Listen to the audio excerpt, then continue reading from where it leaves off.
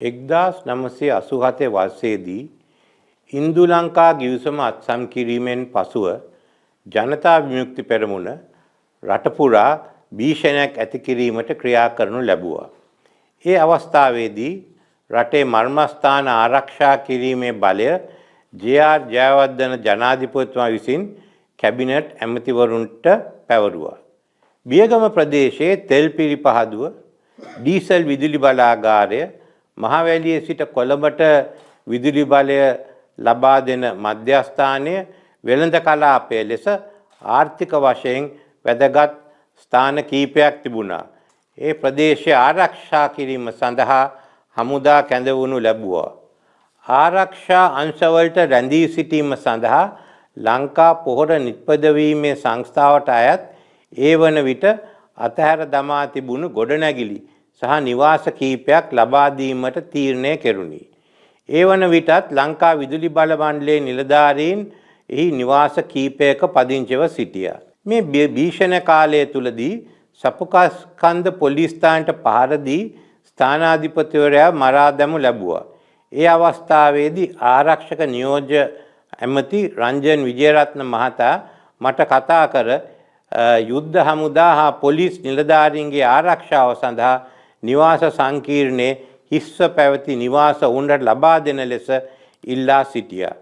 ඒ අනුව එවකට ඈවරකරු මගින් අදාළ නිවාස කැලණි පොලිස් අධිකාරී නලින් දෙල්ගොඩ මහතා වෙත පැවරීමට පියවර ගත්තා.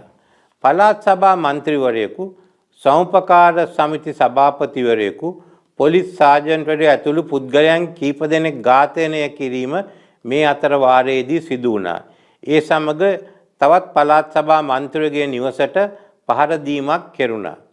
කඩාවැටුණු ජනජීවය, ආර්ථිකය ගොඩනගමින් රටේ සාමය සහ ජාතික ආරක්ෂාව තහවුරු කිරීමට බලයේ සිටි ආණ්ඩුව විසින් කටයුතු කළා.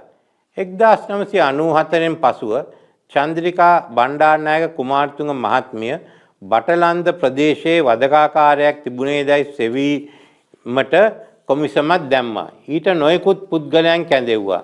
මම මේ කැඳෙව්වේ සාක්ෂිකරුවෙක් ලෙස පමණයි. ඒ වන විට මා රටේ විපක්ෂ නායකයා ලෙස කටයුතු කරා.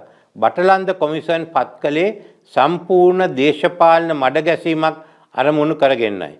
නමුත් ඒ උත්සාහය සාර්ථක වුණේ නැහැ. වාර්තාවේ තීරණවල මා සම්බන්ධයෙන් සඳහන් කර තිබෙන්නේ ඇමති හැටියට පොලිස් අධිකාරිවරයා මගින් පොලිස් නිලධාරීන්ට නිවාස දීම නිවැරදි නොවන බවයි.